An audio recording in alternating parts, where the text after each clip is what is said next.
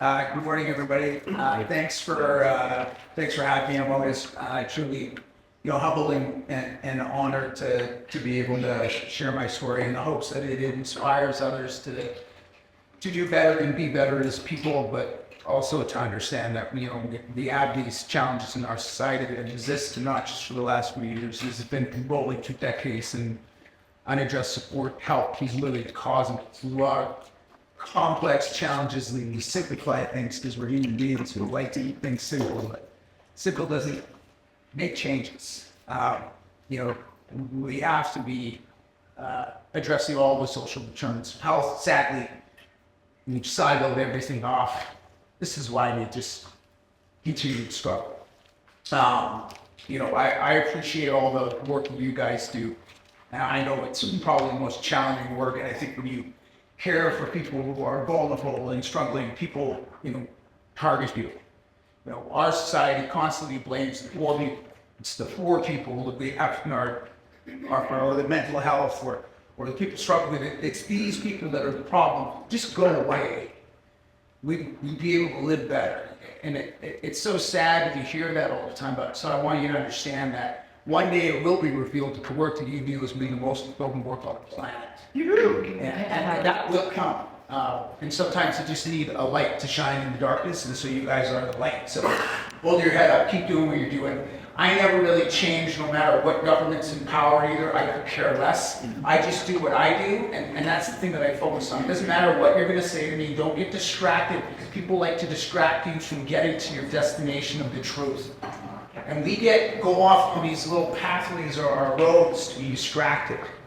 And so I hope what I share with you guys today helps you understand and bring to light that we have a lot of people struggling in our society. I mean, I'm not supposed to be here. My name is Guy Felicella, and I'm a former drug user and homeless person who struggled in the Downtown Eastside for decades, who had been brought back to life 6 times. One of the things, I'm just trying to see, it doesn't click on this one, what you're doing. So one of the things that society typically thinks drug use looks like is, the homeless person, people struggling in marginalized populations. However, a more accurate picture is that this is in all our communities, all our workforces, and in any place I've ever been, in every town that I've gone to, I see the catastrophic impacts of addiction, substance use disorders, mental health conditions, through all our workforces. Actually, the construction and trades industry in Vancouver or British Columbia, 1/5 of the overdose deaths have occurred from that industry, and in Ontario, 1/3 of the deaths. So, more accurate picture is that it's in all our communities, all our workforces, and people struggle. Obviously, the scope of the crisis is the part that you really have to look at. Second, and only in terms of cancer, potential years of life lost, the leading cause of death in the province of British Columbia between the age of 10 to 59 is the unregulated poison drug supply. And if you actually look, and you can see how the drug supply has shifted from, basically 1993 up until 2013, our drug overdoses deaths were stabilized at around 200 to 250 per year. We're at 2,500 now. And that is because the drug supply globally has changed. It's now a synthetic supply, fentanyl, benzos, vet drugs, xylazine, complex challenges, all in that. We've created not only a poison drug supply, but we're also fueling people who are using these substances struggling with complicated addictions. It's not just something where you walk into a detox and you get off drugs. This is where you go into treatment and your life changes. It's so challenging to actually address the issues that people are dealing with. And one of the biggest things that's happened, and we're not talking about often enough, is stigma. And where it comes from, where it was created, and how it was created. So those policies that happened long before we were ever alive, stigma comes in 3 primary forms: structural stigma, social stigma, and self-stigma. Created by those laws and policies that existed decades ago, you can look at the Opium Act in Vancouver and you can understand why it was created in our society. It wasn't created because we cared about each other's health. It was created out of racism, but those policies, even though they were way back then, have fueled the undertone of a generation of us as people of how we're going to view people who use these drugs, these specific drugs, because alcohol is the biggest impacting drug, but yet it's celebrated and socially accepted. But we don't mention it. We talk about the unregulated drugs and how they kill people and how people can't use those drugs. The demand for those drugs in our global population, why is the demand so high for these drugs, right? You have to look at those social deterrents of health that are causing this. But the biggest impact is how we view it, how you're going to view the person who uses the substances. And most of us don't understand the story. When we see somebody on the street, we just see the circumstance and the action. We judge them for that action. We don't know how they got there. We don't really care. We just know what we see, we don't like it, we fear it, so we judge them. That is the main driver of self-stigma, the reason why people don't reach out for help, the reason why people continue to use drugs alone. And when people struggle, they don't tell you that they're struggling. We don't talk about stuff. You want to know why? Because I don't like the way I feel. I don't like feeling the way I feel. I don't like to feel the things that I feel. And so, you can look at yourself in this room, and there's a big difference between being happy and distracting yourself from sadness. Right. There's a big difference.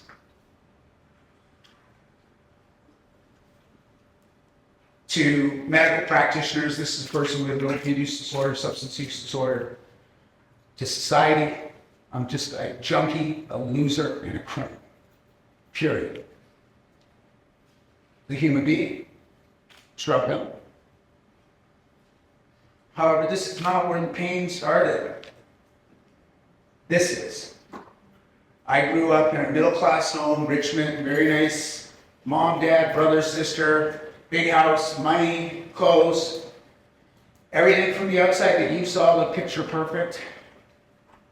However, inside, what you couldn't see was domestic violence, verbal abuse, physical abuse, alcoholism. I describe my childhood as cloudy with a chance of thunder and lightning, unpredictable. I navigated around my household, knowing when to crack some floorboard at a young age, not to draw any attention to myself. Who actually thinks like that at that age? Developed my own anxiety, depression, self-hatred towards myself. I describe verbal abuse as the most crippling abuse that I've ever dealt with in my life. I could get over being physically abused. I could get over the bruises. But what I couldn't get past was the verbal assault in my head. And when you hear negative things about you, not only do you project yourself inward towards that, but you look at the world outward as well. Everything is negative. Frustrated. In school, I was called hyper, difficult, and hard to manage. I was good at starting fights. I was shamed to, Guy, why can't you learn like everybody else? What's wrong with you? Those are the things that were impacting my life. I didn't know. I didn't know what was wrong with me. But everybody kept saying there was something wrong with me. So you start to view your life as there's something wrong with you.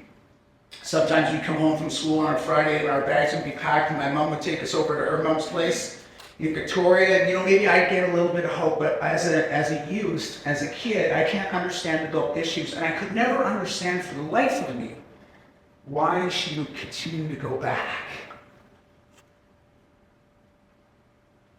Frustrated me, developed my resentments towards my mom. And not to say my mom didn't have her challenges, she had extreme challenges, but those two together were like dynamite. But I just had to figure out how to survive.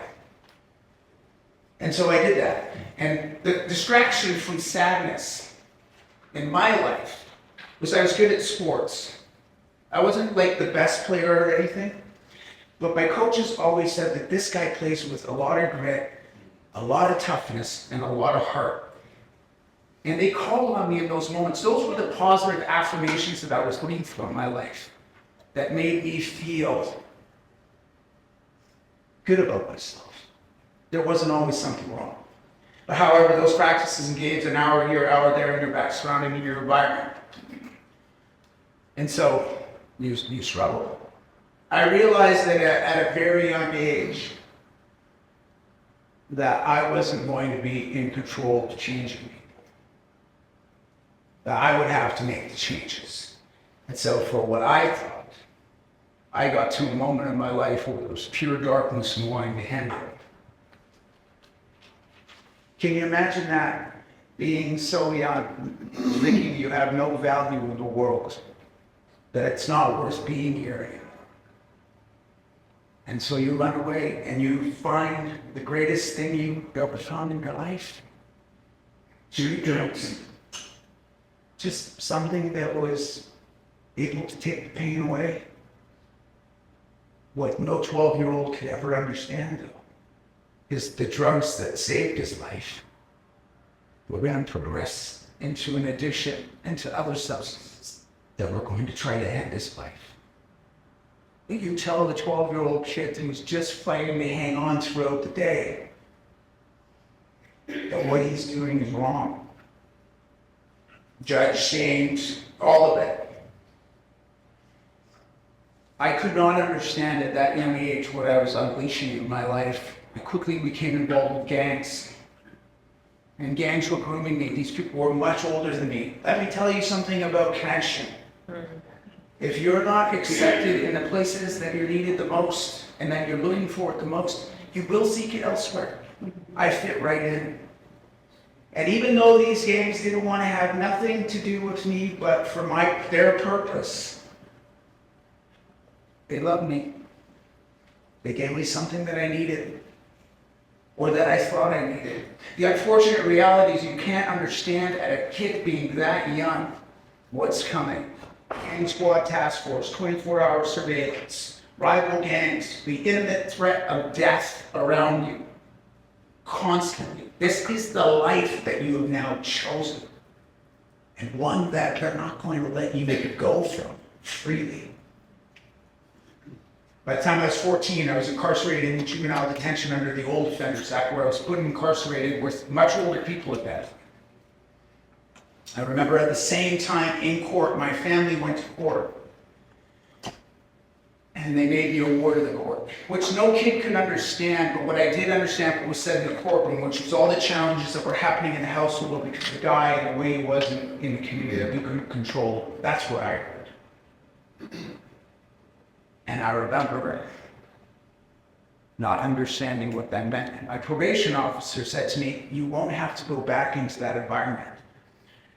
The madding thing that I look back on my life is that you become comfortable with your surroundings if you know how to get through them.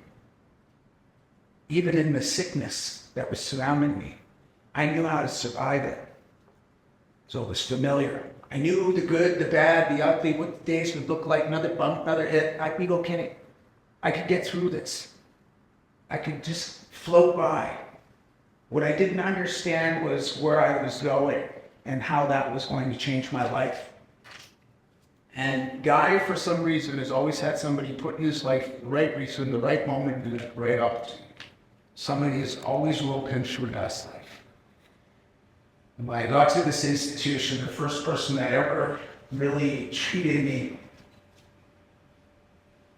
so caringly was a lady named Sandy Gooby, who was the case manager of this institution that I went to. She came out to grab me at the sheriff's van, brought me into the institution. I'll tell you something I still remember. I can still remember the thunderous crack from the steel door slamming behind me. And when I looked behind me, I could see that blue, grayish door. It startled me. I knew I was not getting out. I knew that I was going to have to get through this somehow.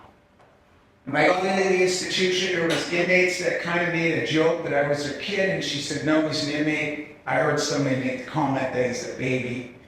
I was 14 years old. I got into her office, I burst into tears, and I told her that I wanted to go home, and she said, I know you do, but you can't. I said, I know how to survive my house. I don't know how to get through here. She said, we'll get through it together. I'm going to help you. I didn't know about that, but at that time they put me in school right away, and immediately I struggled. She was the first person.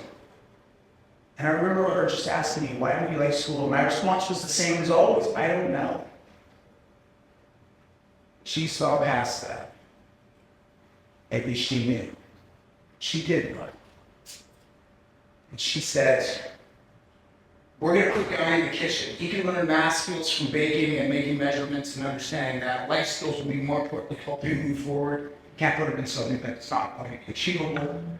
They did, and I flourished. First thing I ever made was a vanilla cake, and I realized how easy it was to make vanilla icing. I thought, man, that's simple. I was getting positive affirmations again. The food that I was eating, not only for the people that were in the institution, but also the correction officers that we eat food as well. So it was really good. Feeling those kind of confidence, positive deposits that somebody puts in your life and start hearing all the negative ones, has an impact. I started to feel comfortable. Sadly, after 1 year, I was being released, and I went into her office and I told her that I wanted to stay. Unfortunately, the reality in my world was that jail is a safe place for me. It's just, you have to do it. I signed a break to law and come back. She says, you can only come here once a day. The vote why I see you do less for time. I was devastated. She cared so much that she gave me her number. She said, you call me when you get to this group home. It was up in the UBC area. I stayed there for a couple days and I was struggling and I called her. I was crying and I told her that I wanted to come back so bad that I missed her too late. And she said to me, Guy, people are going to help you there. You have to give it a chance. Remember when you were crying when you got here and wanted to go home? And I reminded you that you couldn't.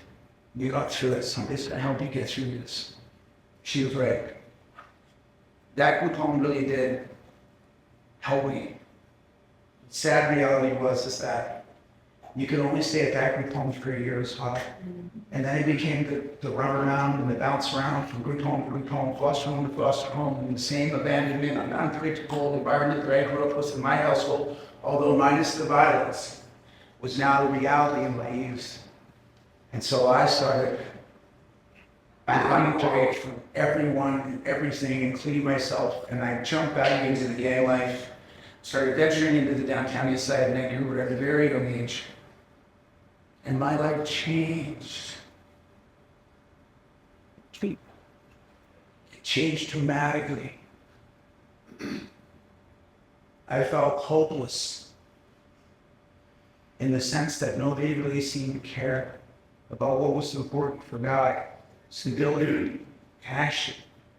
Every place that I went to, I was trying to figure out who you were. And the same questions, I had to keep responding to them.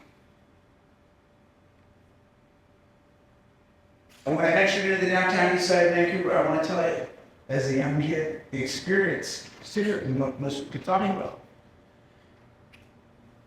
I could see the familiarity of pain, which was comforting. Even though I knew we weren't going to heal ourselves down there, it was comforting knowing as I was not alone in my struggles with pain. I was still free. I just needed somebody to share that pain with. Although very intimidating area as a young kid, I did not sleep in the area because I was too freaked out. I slept in a well-to-do neighborhood of the Dunbar area, 38th and Dunbar, behind the Dunbar Community Center. And that's where I slept. Every day I'd go into the community center, the ladies that ran the counter, they knew me as a homeless person. When I was young, give me a coffee and a muffin, they let me take a shower. We had surface conversations. I've always had surface conversations with people. I never gave people the fault. I was too afraid to be judged, shamed, or blamed to talk about the things that I needed to talk about. So I held them in. Unfortunately, what started to happen is my time between Dunbar and the Downtown Eastside got shorter and shorter. I just eventually struggled in the Downtown Eastside of Vancouver and really, engulfed my life in a real 2-block radius where I couldn't break free from for so long. It's not that I wasn't trying. Easy to say. We don't celebrate trying either. Celebrate success. I'll tell you, there's a lot of people in our world that are trying. They're just not getting the results they're looking for. I was trying constantly. People don't celebrate that, unfortunately. I do. And my struggles started to really unwind. The drugs got harder, they got faster. I've been called it all from society. You hopeless, garbage, not capable of change. I've heard the word incorrigible.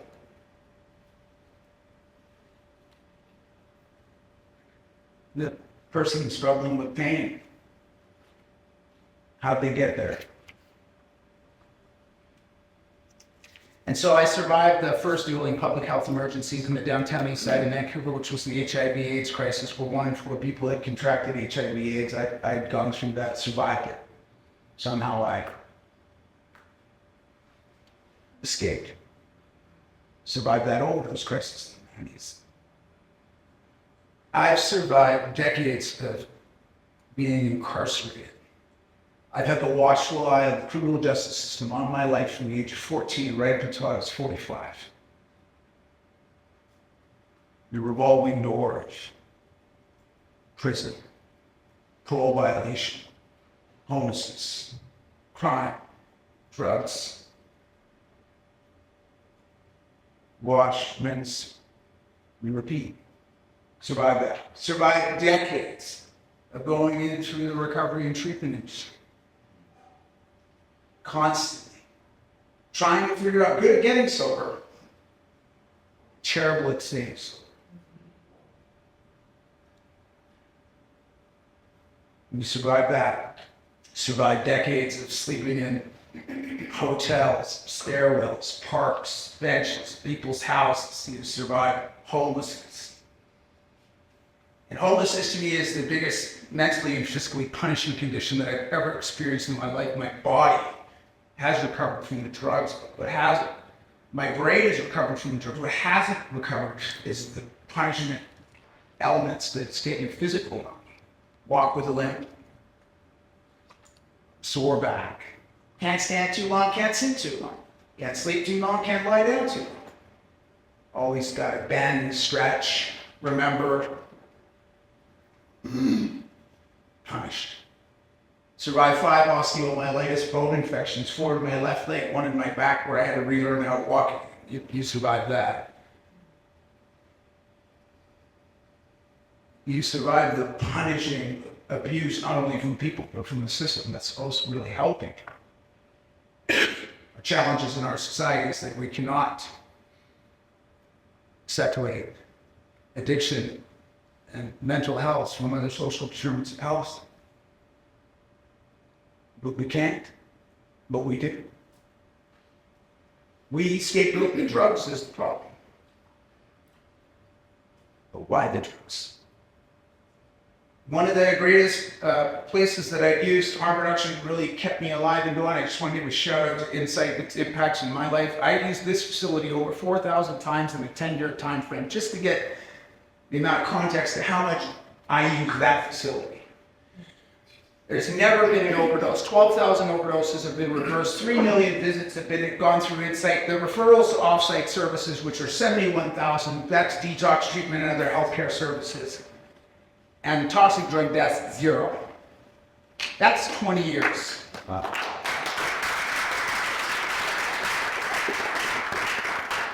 The reality in our society is this, is that Insight saves lives for people who use those facilities.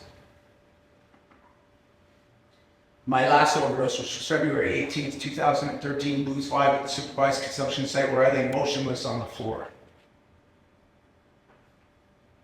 I've never remembered overdosing. It's that quick. There's not a feeling. There's not, oh no, I did too much. There's none of that. The only thing I've ever remembered was opening my eyes. And on this particular day, I opened my eyes. And the nurse, Sarah, describes it as Guy was gone for 8 minutes. His body was rigid. He had a breathing tube down his throat. His oxygen levels went so low we couldn't even rely on it. He was not coming back. And then I opened my eyes. I looked to the left of me, and the nurse was visibly emotional, and my response to her was, "Why are you crying?" Yeah. And her response back was to give me this eye care. And I just burst into tears on the floor. And I told her, I don't want to do this.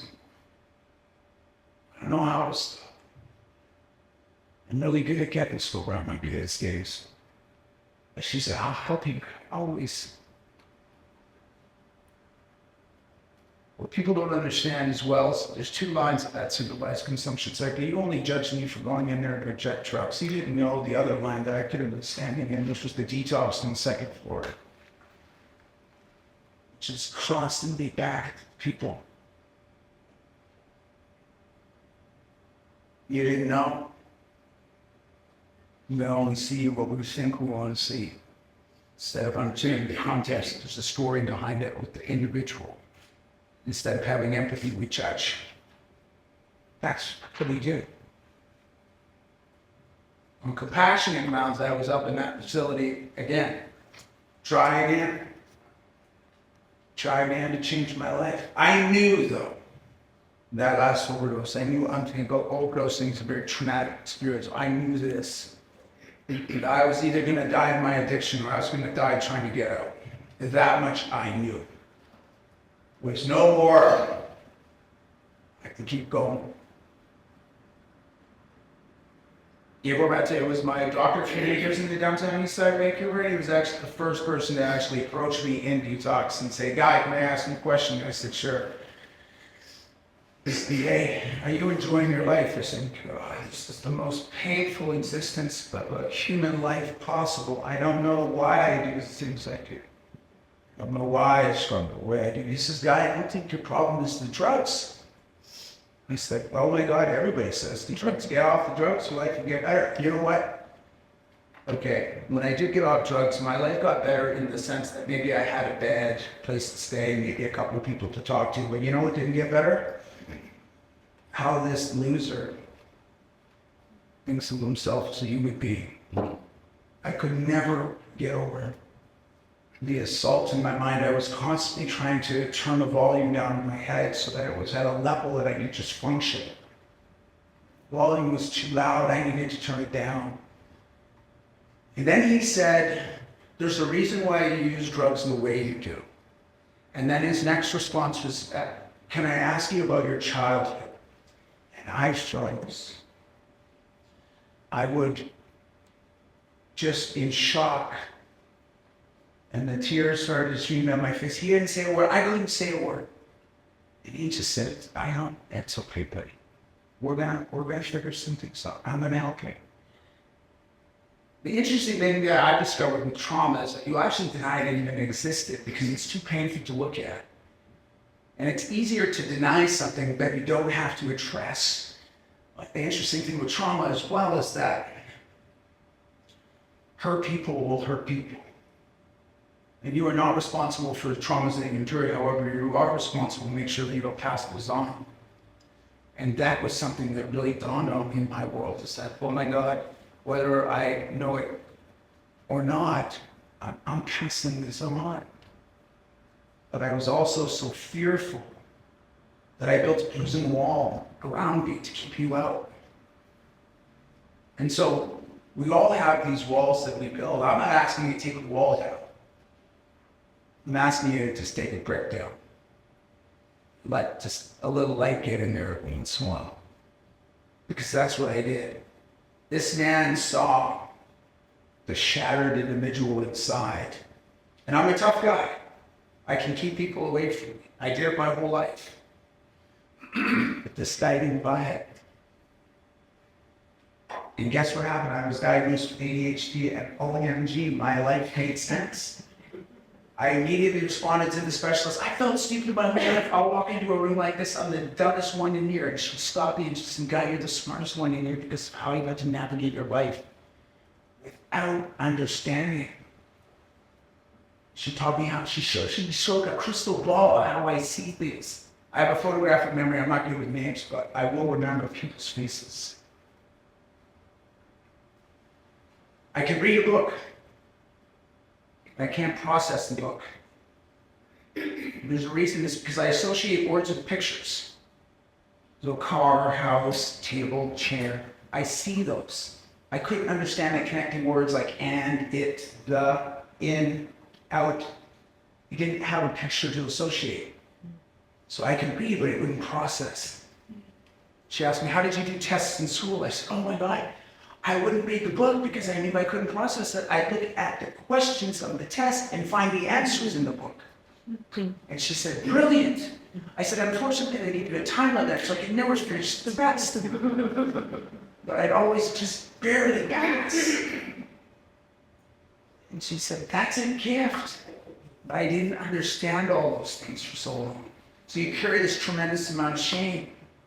And it was that really was the connection pieces. People started to trust.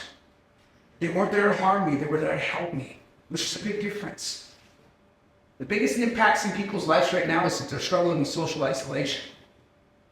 That is huge. You know when that is the driving force to addiction? Loneliness. A painful existence is loneliness. That is one of the most painfulest things I've ever discovered in my life. Is being lonely. Is being fearful. And being fearful can lead to anger. And anger, all of it, is a way of protecting yourself because you're so fearful to just ask for help. You guys all know what a relay race is? Mm-hmm. There is too much division in our society towards harm reduction and recovery. You run a relay race around the same damn team. Stop creating division between one another. It's not about harm reduction, it's not about recovery. It's about people. It's about supporting people. You don't get to choose, they choose. You get to support people. We don't fix people either. We support people. There's a big difference with that. People will figure it out to fix themselves, but that's having proper guidance. And we created this new vision of we blame harm reduction for homelessness. Harm reduction does not solve homelessness, does not solve poverty. It does not solve the toxic drug crisis. It does not create housing. Exactly what it does is it reduces the harms caused by that crisis. That's it. And is a connection point, a human connection standpoint for people to access other services. You ain't making connections with people sitting alone in a back alley using. You need these facilities in order to bring those connections to the forefront. If harm reduction didn't exist, well, I wouldn't exist. My kids wouldn't exist. They would not be allowed to exist today.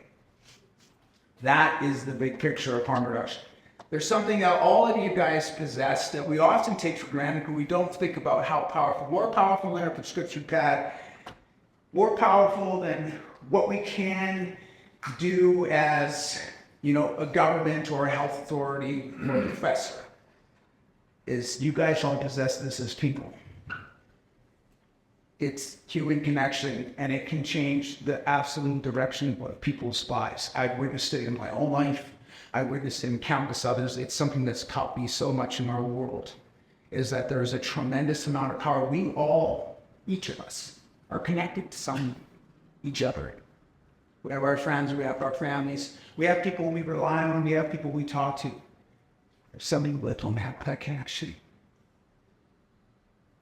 That's the biggest impact they do is people always remember how you made them feel.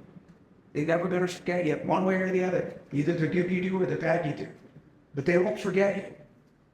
You can be the source of strength for people who need hope at a moment that changes their lives.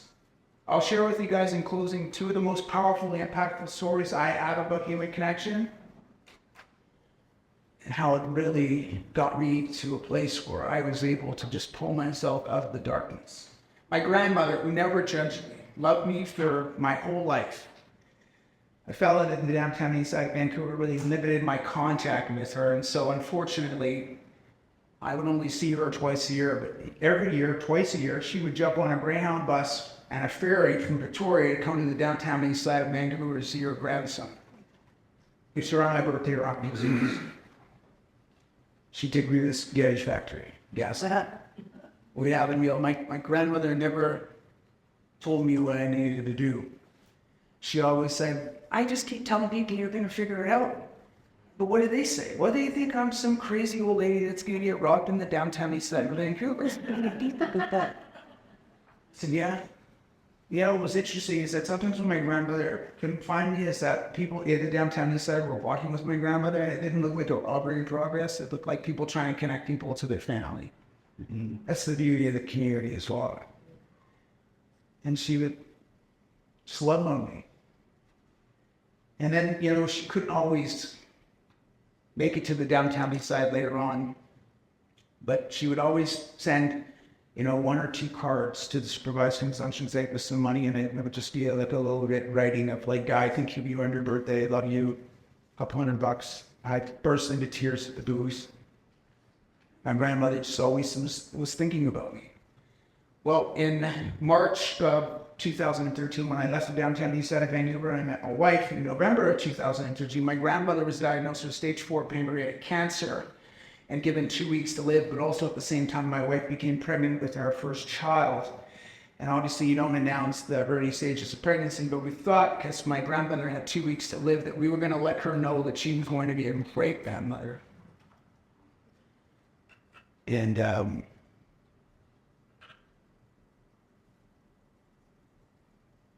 if I can describe the moment in that room, it was very powerful. My grandmother was very proud. I was very proud.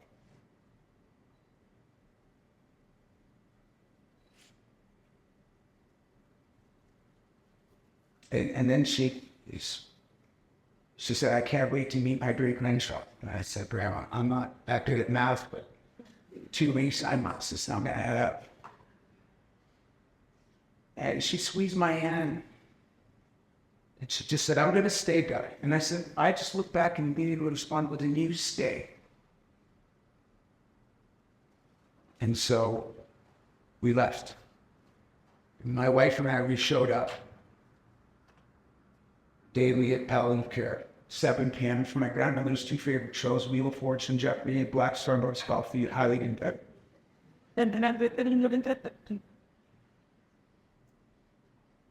then time started. We got to 2 months when cancer was spreading.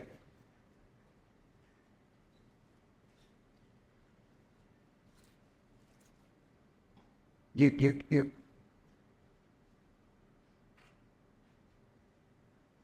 can't always change people's circumstances, but you can change moments in most circumstances with kindness. And I watched my grandmother's battle with cancer, similarly, the same battle I had with addiction. It's a bitch true in your life. One, there was no doubt was going to happen.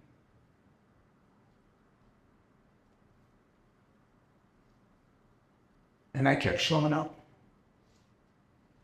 And then it was 4 months, and we got the ultrasound. We found out it was a boy, and we named him Noah. We raced back. She was holding the ultrasound, and she was holding him. And she loved the name. And I don't have an expectation. That's not why you show up in people's lives for an outcome. You know why you show up in people's lives?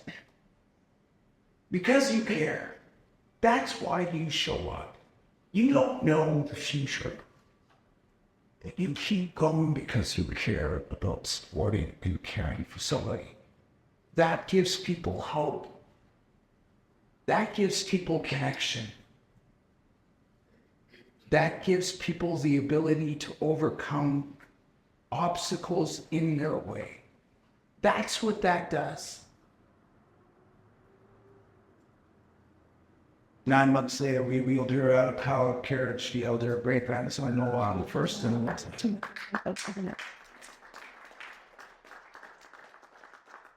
That is the only picture of the way I was in law.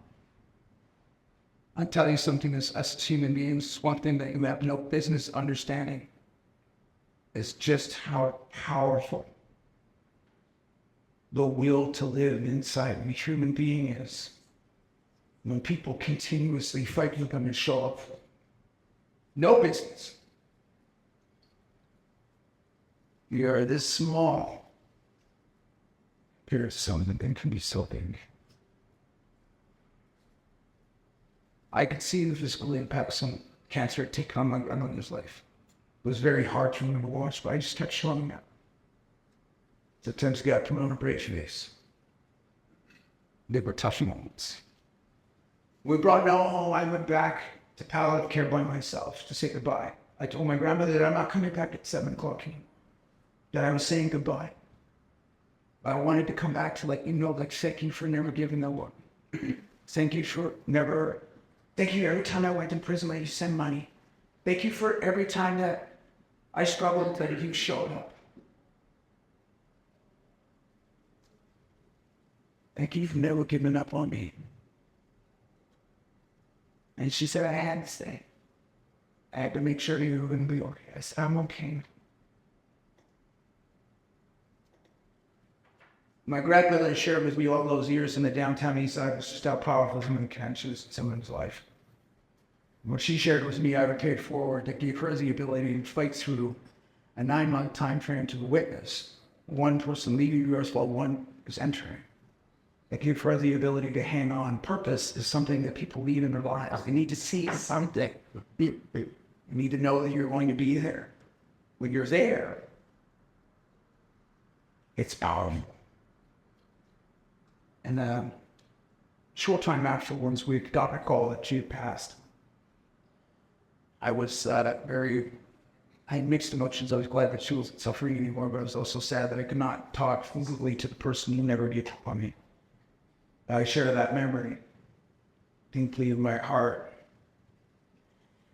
I pass that on in the hopes that you really understand how powerful you are as people. Also, this doorway, which is right across from the West Hotel, just over here. 12 years ago this Christmas, I was sleeping in that doorway. Cold, in a sleeping bag, darkest moment of my life. Darkest. People always say, Guy, you're going to die. I kept saying, when? Because I'm just ready. Some random lady wakes me up, gives me a coffee, a hug, $50, and says, Merry Christmas, and gets up and walks away.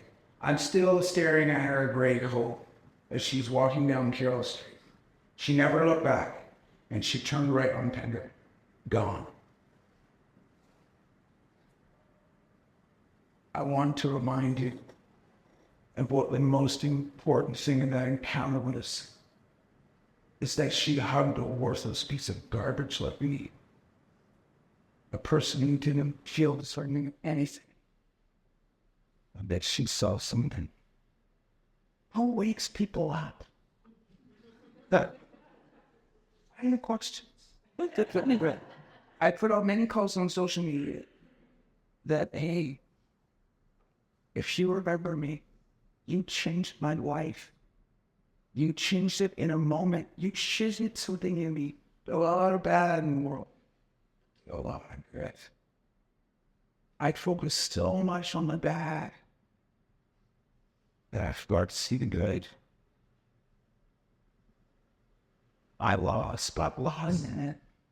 We get lost in it. That moment, that encounter, she gave me the hope that I needed to get up. And it was a short time there, like, man, my life changed. I've never forgotten. One, the disaster, was that coffee worse, or was it, did you buy it ahead of time? I was just randomly given it. I was a random person that you saw.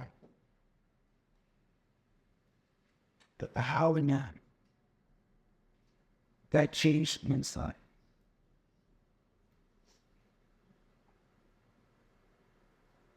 That's how powerful connection is.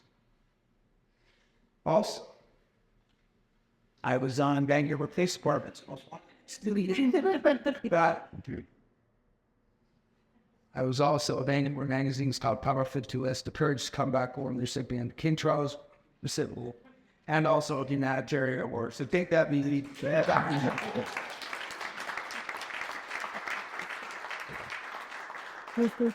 And you know, a lot of our places.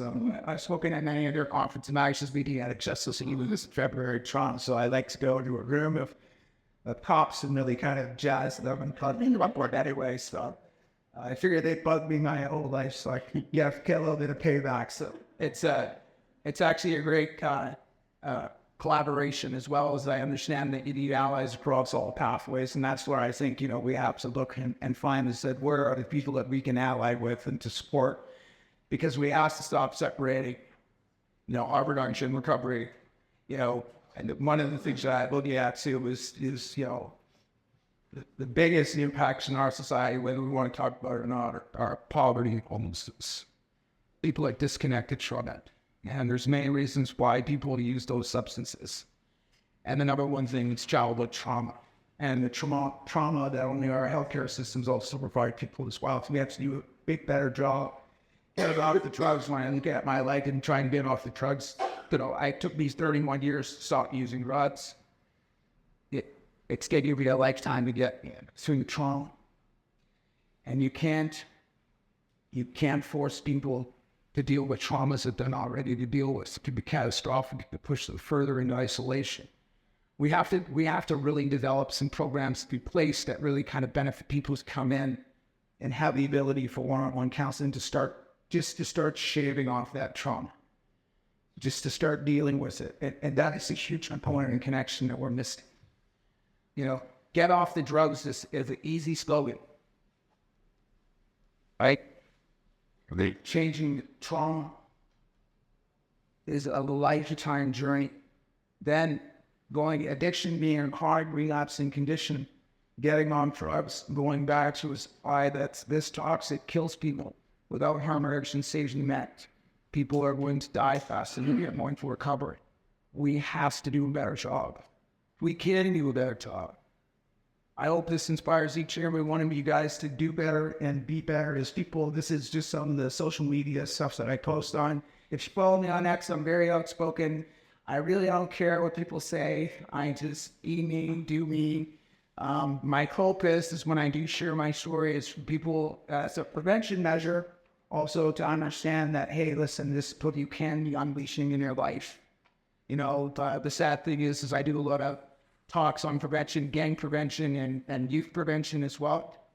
And, you know, a lot of people will say, well, don't you just tell them not to use drugs? And I go like, well, I mean, I could, but it's such a simple slogan. And if it actually worked, then why hasn't it? I said, sharing my story really kind of tells people to make the decision for yourself. Like, you know, it could go this way. And so you do it in a way that really kind of, I think our society is that we use things differently as people. And none of it can be often so wrong or so right, but I think we have to find where's the balance and the collaboration. We're attacking health responses to the toxic drug supply instead of actually saying, well, why can't you guys bust super labs? Why can't you actually stop the drugs from getting on the street? Why are you like going after a harm reduction measures such as prescribed alternatives when they have super labs that we're competing against? We can't compete against organized crime. They run the show. Can't stop them. The only thing we can do, we're just trying to keep people alive, right? Now, address the other social determinants of health like housing, poverty, jobs. Big thing. Then we change the world. Until then, we just say keep pushing. Thanks for listening, guys.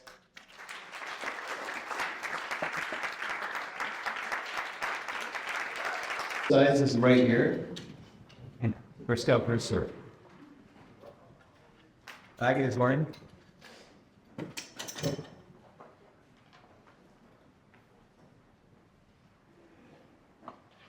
Hi, thank you so much for such an impactful presentation. That was incredible. My name is Becky. I work with Learn, Develop, Succeed. We're a nonprofit that supports neurodivergent individuals in their learning journeys.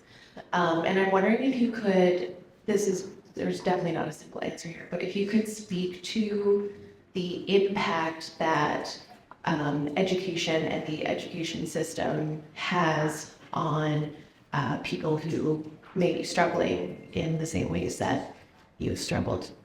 Yeah, definitely. Great question. I think it's not a lot different now when I struggled back then. You're either smart or you're dumb. I've been dumb. Thank God that's changed, and in the sense that we actually do address a lot of the spectrum of this that people are struggling with. Is it enough? By no means. I think that really needs to improve. And what's funny is, while I also looked at my own ADHD and the struggles in school, I actually looked at it in a recovery setting. Wow. It was like I didn't learn like everybody else, right? So you have to really understand. It's like, why would I read a book that I can't even process? Like, there's no, to me, I was like, no, somebody has to visually show me things. I'm a visual learner, photographic memory. It's like when I got hired at VCH, they said to me, Guy, do you know how to use a computer? I said, I can tell you which ones are worth the most money. They were like, okay, so he doesn't know how to use a computer. Well, actually, got one tech specialist. The tech specialist handed me the piece of paper. This is when you follow. So he had a tech specialist teach me, and I said, no, I can't do that. I need to see you do it. So I watched him do it. That's how I picked it up. And then I could follow the directions. So there's different levels of understanding that people are going to need. Yeah, to your point, we need to do a heck of a lot more, because that is the biggest part. Like if you look at the substance use disorders, people that have undiagnosed learning disabilities, probably astronomical. So yeah, to your point, Dan. First, I'm just going to start out thanking you for the amazing presentation. And when you spoke to your struggles in school and stuff, I also have learning disabilities and ADHD. And I think back to my own schooling, and I was told I wouldn't have a university degree. And I have three now. And I was diagnosed about 6 months ago with ADHD as well. And to hear someone else speak with a similar story, truly, what I've experienced through the school system, and to see everything being done.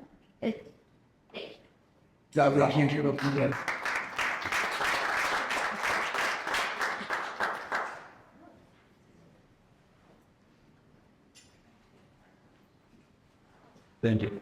So I'm Mike Webster. I'm a PhD student. I'm actually trying to study how to support social connection in ways that also can support healthy ways of approaching substance use. I'm curious, thank you for sharing.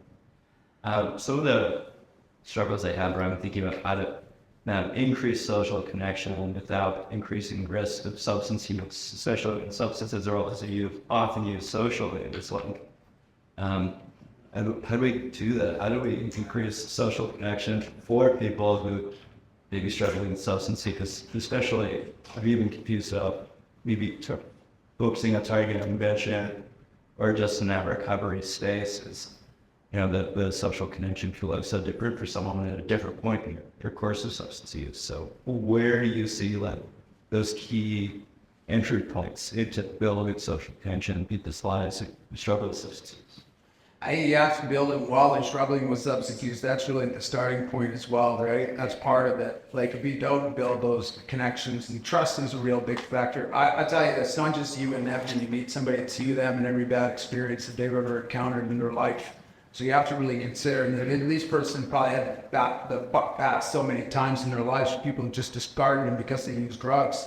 I think that's the start of social connection, is to really kind of build a relationship where, listen, I could go down in the Downtown Eastside of Vancouver, and I built relationships with people where I can actually say the things that need to be said at moments that need to be said. Right? It's like, dude, like, come on. Like, this sucks. Let's play the tape out again. It's like, sometimes you're just reminding people of the same things over and over again. And you know what? As a person with ADHD, I need to be reminded over and over and over and over and over. People were like, what happens is with people is they get impatient and frustrated and angry at you because they think that you're not listening to them. But it's like, no, I don't understand. I'm listening. I don't understand though. And so for a social connection, you have to really have those different components to start. I think you have to start with people who are using substances to start there. Then you can bridge the relationship. which can get them into a better place. I think, when you start addressing the connection, but with other social determinants of health, I think you'll really see the connection. People just need to feel supported. Like, my God, like I come down, I took an Uber and I come to Downtown Eastside in the morning and seeing all the tents, I feel a tremendous amount of sadness. Like, look, why can't we house people? Why does there have to be like these stipulations on why people can get housing? People say, oh, they've been homeless so long, they'll tear it, they'll just destroy it, build it with concrete then. Like, there's ways around this stuff. We make excuses, it costs too much money. Well, so money matters more than even people? Or not to me, man. Like, you know what? Like, that, and the connection component is vital. Because with that, connection can lead to opportunity. If we don't, you go to treatment and recovery and you get better, but we don't give people equal opportunity in society to thrive, they're gonna go back to what's familiar. That's what I kept going. Why did I keep going through treatment and getting off drugs? And then I didn't get over the traumas and then the other social determinants of health played a factor. I went back to what I knew how to survive. This is what we have. So simplifying, telling somebody go to treatment, and I'm saying, oh, well, what happens after? The question should be with the politicians and the neighbors, what happens after treatment?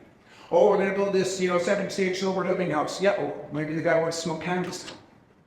What's wrong with that? Like, honestly, the absolute world solution, although I'm abstinent, it's not always a real world solution. It's a very challenging place to get to. Sure, some people definitely need it. But the reality is that where we have people struggling with so many different challenges, we have to have different supports. And the biggest part of that is connections. Yeah.